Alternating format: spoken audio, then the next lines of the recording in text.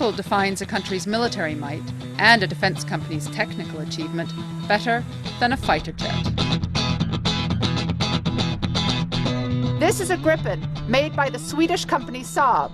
It can fly twice the speed of sound, is nimbler than many of its competitors, and carries some of the world's most sophisticated avionics. It's an extremely agile platform. It's unstable and it can go up to 9 Gs and supersonic, obviously. Can go up twice the speed of sound, and it also is very controllable in low speeds, which is important, for example, when you're encountering helicopters. So it can encounter many kinds of threats. But even with these impressive stomach-churning abilities, Gripen has for years been seen as the little cousin to mightier fighters such as America's F-18 Super Hornet, France's Rafale, or Eurofighter's Typhoon.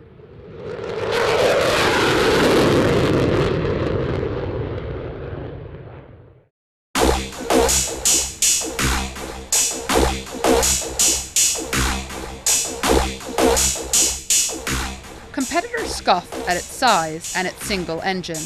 And while all the other equivalent contenders in this market are backed by mighty military nations, Gripen is made here in Sweden, a neutral country which is not even a member of NATO. That's terribly important because when you procure a fighter jet, you also buy the military allegiance of the country that builds it.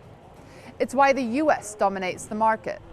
But after years of playing on the sidelines, Gripen recently sent shockwaves through the industry and government corridors when it won 2 fiercely contested and very important tenders, first in Switzerland and then Brazil, together worth about $6 billion.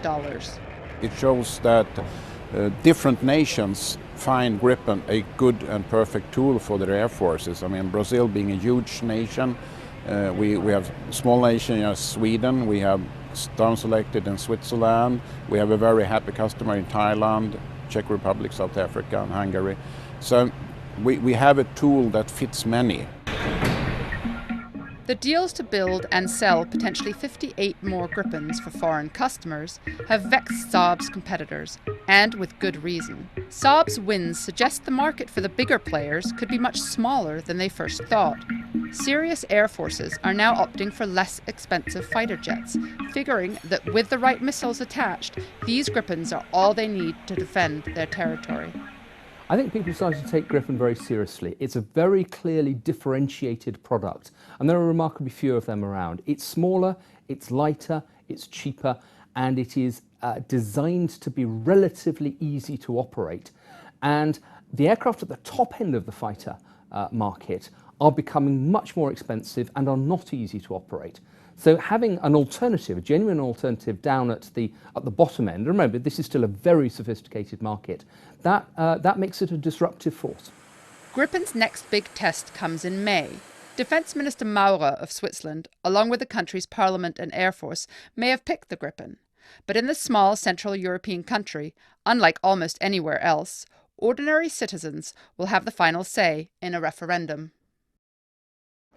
A vote against Gripen would be a serious blow to Saab, but having proved to be the last one standing in Switzerland, and with a big Brazilian order, it's unlikely to put the genie back in the bottle.